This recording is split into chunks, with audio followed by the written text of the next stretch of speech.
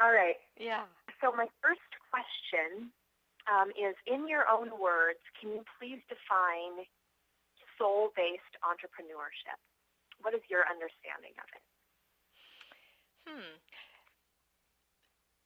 I think that there's maybe a preliminary explanation of it, is that anything soul-based is after you have practiced bringing that quality of your home frequency or your true self or your soul's vibration into the body and practiced holding it there and living from it, so that you learn how to recognize guidance that's coming directly from your truth, as opposed to the shoulds that we learn from society, and learning to work a little bit more from the right brain as source rather than just the left brain, where all the shoulds live and all the do's and don'ts are, so that you get into the habit then of really checking in with yourself, coming from the truth, and making choices based on maybe a different set of criteria.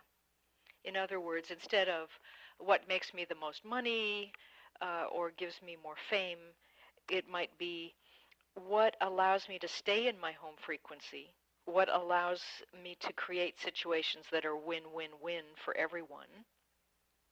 What creates a sense of entertainment for myself, and I could make money, and I could, depending on what you need from your soul's point of view and what's on purpose for you. Some people want to be in front of big crowds, and some people want to work behind the scenes deeply. Each person has their own particular filter.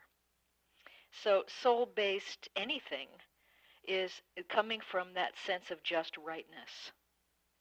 So soul-based entrepreneurial work would be having the faith and confidence in your own self and your own ideas that feel just right, to go ahead and put them out in the world, share them with other people, and believe that if I have a need to do it, there's somebody out there who wants it. Right. Yeah. So, sometimes I think people hold back from doing their dream or what they really love because they have doubts or shoulds, or they don't feel strong enough. And so there's a lot of need for the development of faith in yourself and faith in that feeling of the right kind of guidance, so that the left brain doesn't knock it down or belittle it. Does that help start the explanation of this? Because it's not just like a 2-sentence explanation. No, absolutely. That's a great response. And as you know, because this is something that is near and dear to my heart, and actually it's the path that I myself am going down right now, it's not only helpful for me, in the academic sense, but also personally in navigating, the uncharted waters of my own soul-based entrepreneurship. So, and I think also helpful. that soul-based entrepreneurship is also something that evolves often. I mean, it's in the flow. So it's like the left brain would always love to just lock things down and make a rule out of it and have a box, and say, I'm going to be a such and such. But with the soul-based kind of thing, it can be very fluid. You need to follow the first thing that catches your attention. Like I started with interior design. Oh, wow. And then graphic design. And then and it's like streams of things that I was interested in started weaving in like a big braid. And then one strand would color another strand, or they would blend together. And then pretty soon I found myself wanting, like, because of design thinking and problem solving, wanting to know, well, how do people really do what they do? What's underneath things? And then the metaphysics came in, because I was looking for the true underlying principles inside of things. So everything started blending, and then the art that I had been doing opened the intuition, and then the curiosity about the underlying dynamics of people's lives, led me in this direction. And so you just have to trust that there's always going to be a sequencing of like, let's say, cues or the breadcrumb trail, that follow the first thing that really catches your attention, has juice, makes you feel entertained and joyful and loving other people as much as possible. And then that will morph, into the next thing. But be willing to let it change. Don't. Yeah, I think the worst thing is to lock down, just one thing. Yeah, it's got to be this, and this is what I'm going to be, and this is my title now. Yes. And then you may find, though, that if you keep asking what's interesting to me now, that the same thing will be interesting to you, over time. Oh, I still like this. And then, I still like this, but maybe I like it in applied toward animals, or maybe, but I'm still interested. And so, you just trust that moment to moment. I guess you would call that passion. But to me, I think of it as childlike curiosity and absorption, where you are just fall into things and then forget about time and you pursue.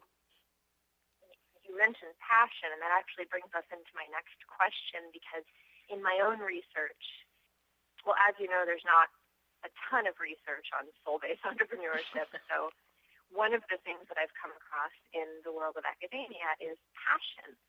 There has been work done on passion as it applies to work and starting your own company and so forth. So I really want to answer the question of, are passion and soul synonymous, or is one part of the other, or are they two totally different things? So that as I move into this research, I can really fully understand, where I'm going and what I'm relaying to people. So do you believe that passion and soul are synonymous? Are they two very different things? Are they related? What is your understanding? I think that soul can come through in a very intense, passionate way where it captures attention in a, intense is, I guess, the word. But it can also come through in an extremely gentle, soft, sweet way, and it's not, I wouldn't call that passion. It might be compassion. So I think that passion is a bit of a buzzword for today, that what it might actually be is that, people are big right now on having their dream. And it's partly because I think it's in reaction to having to do sacrificial work. That sacrificing ourselves for the good of other people and not being able to do what we want, that was noble for a long time. But in the new, perception of what's coming, it doesn't actually work to support all the other people who are in the collective consciousness with us. If you don't express yourself fully, then they don't get to have what they need to have from you. Right. You're hurting them. It's not service-oriented. So to do what you love and what has juice and what feels sort of deeply satisfying, I think is what allows you to do the best service. So when you go back to passion, let me just feel this a minute. It feels like it's what draws attention most strongly and connects that attention to a motive force. In other words, there's suddenly an excitement and a childlike motivation to go into it and experience it. So a desire for deep experience comes along with that one-pointed focus. Now, I think you can have deep experience of something very soft also, just to say that. You could want your attention to be on communion with a flower, or expanding into the sky and poetically. That could be inspirational. So, but when you're aiming toward manifesting and creating and materializing things from the imaginal realm, I think there's a certain process we go through that has to do with focused attention, not intention. It's not to push forward with willpower toward an end goal that's in the future. It's to be with the idea of a reality that's already in the present with you in your awareness, and you drop it by paying attention to it in detail and being with it, so that the body gets a chance to feel what it feels like to be in that reality, to let's say work with the kind of people who get you, instead of unevolved, emotionally immature people who are playing control games. What if we could work with people who actually are, a little more enlightened and love to help each other, and they have amazing, incredible, innovative ideas? Elaborate on that and say, wow, these would be like a dream kind of people to work with. All right, so then if you imagined working with those kind of people, what your day would be like, what your work output might end up being like, how they would support you and help you become more of yourself and more brilliant rather than cutting you down. And then you would see that there was a magical product created through the collective group consciousness that would be so joyful. Now your body is getting a chance to feel what that actually feels like if that were real. And that creates such an excitement, that ideal pattern, that to me that's passion. Right.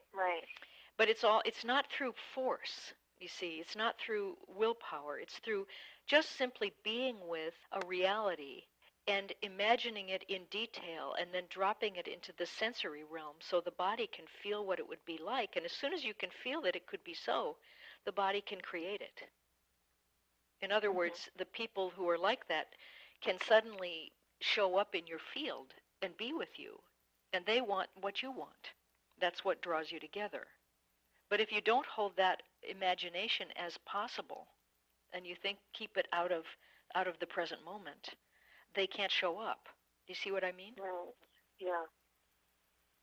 So passion, even though it can be an aspect of the way soul presents itself, it's only a part, and so they wouldn't be one and the same. Yeah, exactly. It's a part. And I think it maybe could be renamed, or sometimes I think we need to take the labels off of experiences and go directly into the experience, because people have different ideas about passion, just like they have different ideas about love, Right. And it means so many different things. And some people aren't passionate in a very exuberant, ambitious way. Some people have slow, deep fires that just keep them deeply involved with, concentrating on something. And it doesn't seem like the fires of passion, right? But it's slow burning, sustained. So maybe we need a few more terms, that help describe this kind of sustained attention is what I think it's really all about, combined with the curiosity and interest and motivation to feel I think part of it is like you get an abstract conceptual idea from the imaginal realm, like what something could be. Like I could write a new book on this theme, and what would I put in that book? And well, first I have to get feeling the state of the book, and then I have to feel the pieces of information that might like to go in it, and then I can fall into it and merge with it, and then all the knowledge is there. And then it helps me. It comes through with me, and helps me do it. It's like a joining of your physical world, your mental world, and the spiritual inner blueprint of something that is sitting there waiting to just come into form. If you will look at it, if you'll feel it and love it, it'll come to you gladly, and with the help of many others who would come together to help you have that thing. This is kind of a new consciousness about the way we materialize things. And that has everything to do with new entrepreneurship. Yeah. It's new rules of materializing a reality. Right. And rewriting the rules. It's almost a new economy. Yes. New motivations, like maybe it's not all about profit anymore. Right. Maybe it's about co-creation and building family with other, community. Yeah, community. Soul groups wanting to come together and know each other and have fun together, doing things that are helpful for the world. It's a whole different kind of motivation these days where willpower is not the main player. And also cleverness and outdoing others and competing is not the main thing either. No. In fact, I know in my own life, and I've heard this from others as well, some of those things just aren't working anymore. They're not working like they used to work, and it's like you can't even function that way anymore. Right. That's so true. They are really not functioning. And, collective consciousness things are functioning. But if you think you're alone against the world and you're an entrepreneur and you have to do it all by yourself, it's kind of like you're buying into a lie now. And then life is going to say, hey, until you really get the truth, we're not going to let this work for you. Or your own soul maybe is telling you, hey, you're missing the boat here. Get with it and understand the new rules. Yeah, that's exactly You have help. I remember. So that actually sorts of, oh, sorry, go ahead. I was going to say, I just remember a friend told me years ago that if you'll tell people what you love, they'll help you get it. So, it's really important to share with people your vision or your fascinations, that they're not against you. Most people really want to help, and we want to help them. Right.